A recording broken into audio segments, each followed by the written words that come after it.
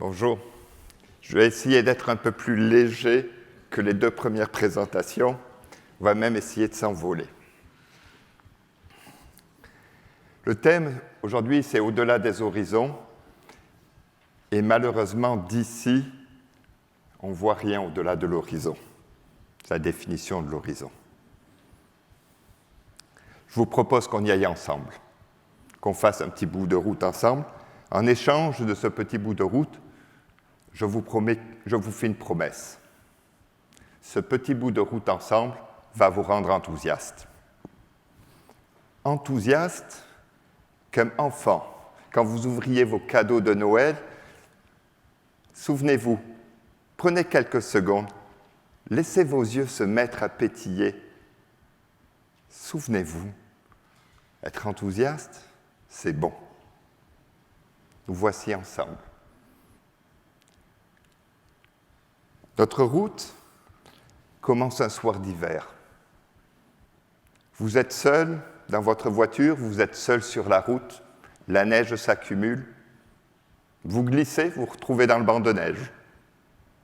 Rien de grave. Je vous passe les jurons. Vous savez déjà que vous aurez besoin d'aide pour repartir. Vous appelez pour avertir de votre retard et là, surprise. C'est votre grand-mère au téléphone.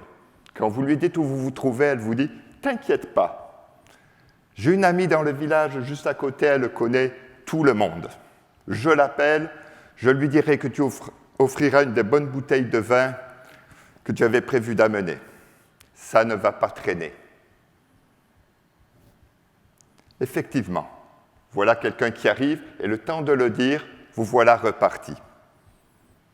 Vous dites, finalement aujourd'hui, c'est mon jour de chance. Vous avez redécouvert la puissance d'avoir des amis communs avec quelqu'un que vous ne connaissez pas. Quelqu'un qui peut vous aider facilement et spontanément. Quelqu'un qui peut vous rendre un grand service.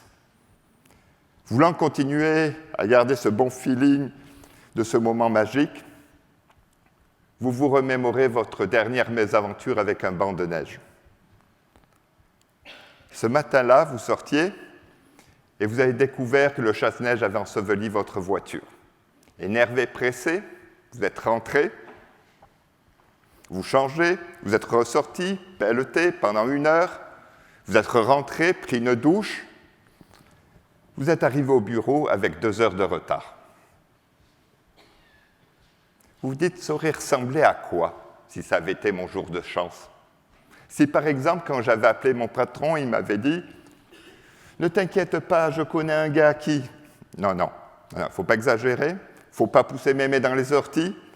Votre patron, il ne connaît pas un gars qui va se faire un plaisir de pelleter à votre place. Pour ceux qui ne connaissent pas l'expression « pousser mémé dans les orties », c'est simplement « il ne faut pas exagérer ». Je reprends. Votre patron vous dit « Je connais un gars qui va passer en voiture devant toi d'ici 2 minutes.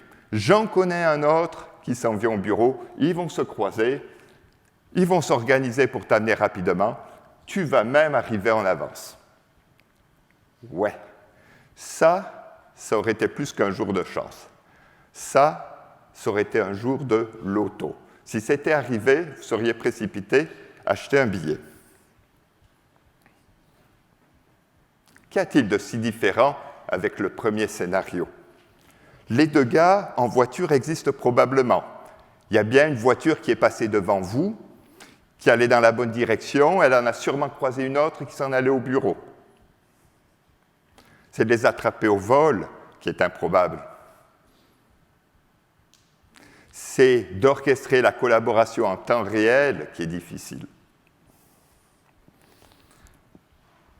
Si vous aviez dû avoir des amis communs capables d'organiser quelque chose comme ça, il faudrait qu'ils soient dans une tour de contrôle en communication avec vous en permanence. Et là, Eureka, vous avez une intuition. Je vois vos yeux pétiller. Bon feeling, l'enthousiasme. Je reprends. Et là, Eureka, vous avez une intuition.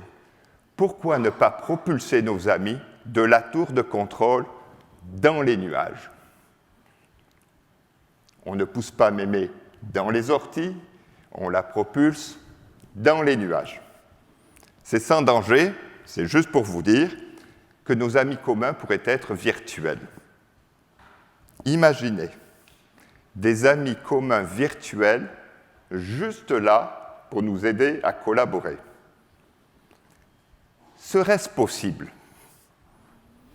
Aujourd'hui, avec les objets connectés, la G5, ils pourraient être interconnectés entre eux, avec nous, même si nous étions nombreux.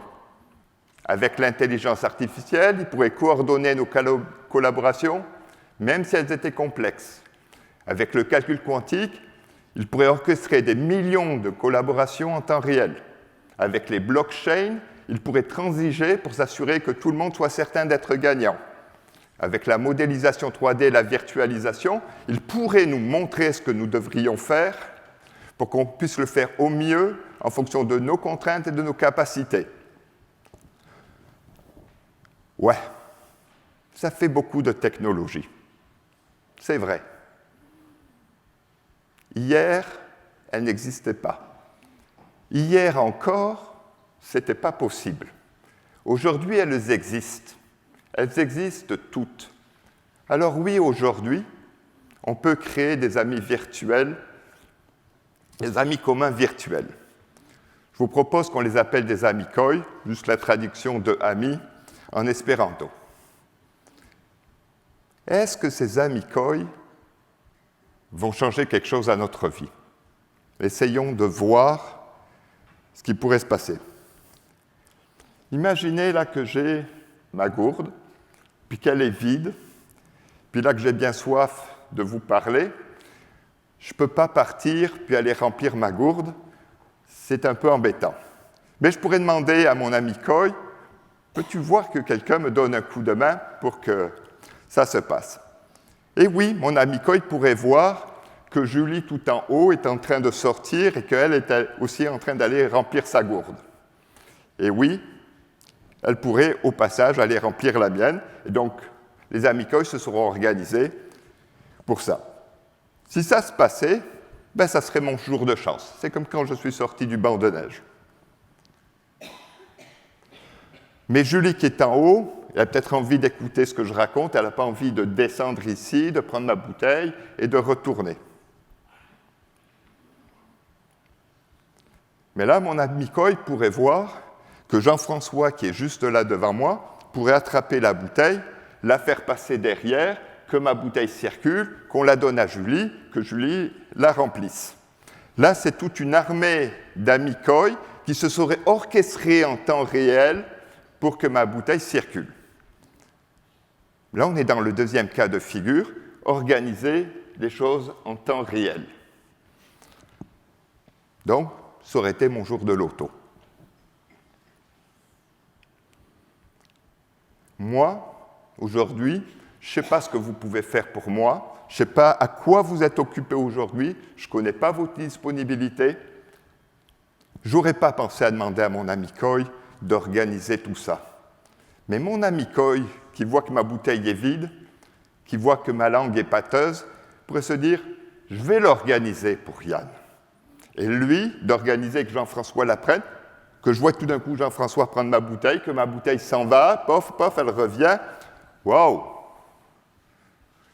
Les amicoi peuvent être prévenants. Ce n'est pas simplement quand moi, j'ai un besoin exprimé, eux peuvent venir au-devant de moi. Ça aurait été mon jour de fête.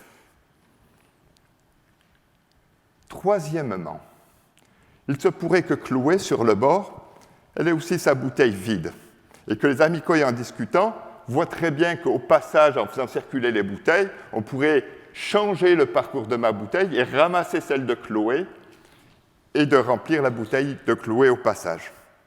Et là, il ne s'agit plus du tout de savoir si mes amicoi, nos amicoi peuvent m'aider, c'est de voir comment nous pouvons collaborer intelligemment et solidairement ensemble.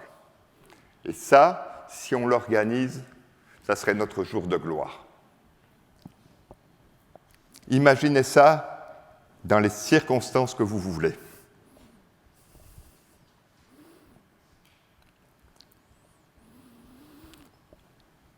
Collaborer, vivre en collaborant intelligemment et solidairement, nous avons baptisé ça la coévolution citoyenne. Nous pourrons collaborer intelligemment et solidairement en restant libres de nos choix et gagnant de participer.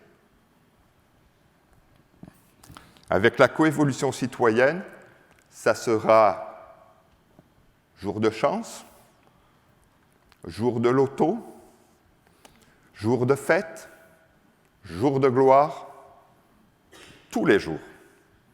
Imaginez l'impact que ça aura sur la société. Vous vous demandez, qui va organiser ça ?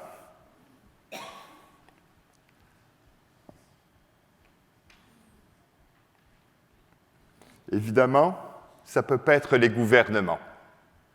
Ils ne peuvent pas se mêler de la façon dont on va collaborer. Si c'est les entreprises qui les organisent, oui, on va collaborer.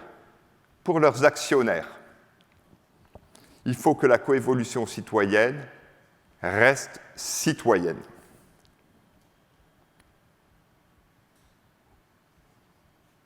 Aujourd'hui, il y a des centaines de citoyens venus de tous les horizons qui se regroupent dans les médias sociaux. Ces enthousiastes de la première heure ont décidé de privilégier les transports. Pourquoi ? Ils nous coûtent une fortune, ils nous font gaspiller un temps absolument énorme. Mais pas uniquement pour ça.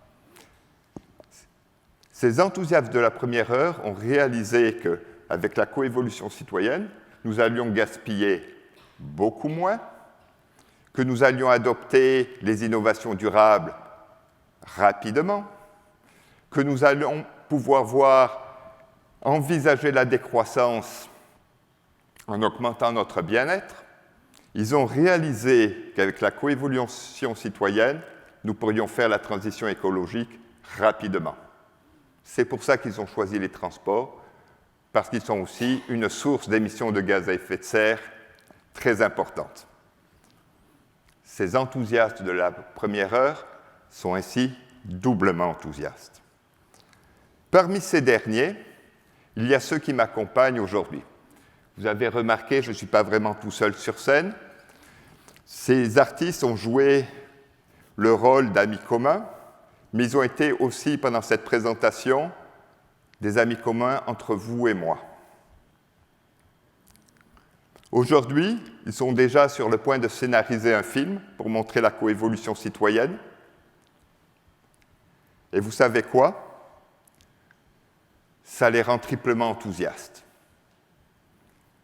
Eh bien, si l'enthousiasme est le carburant qui nous propulse au-delà des horizons,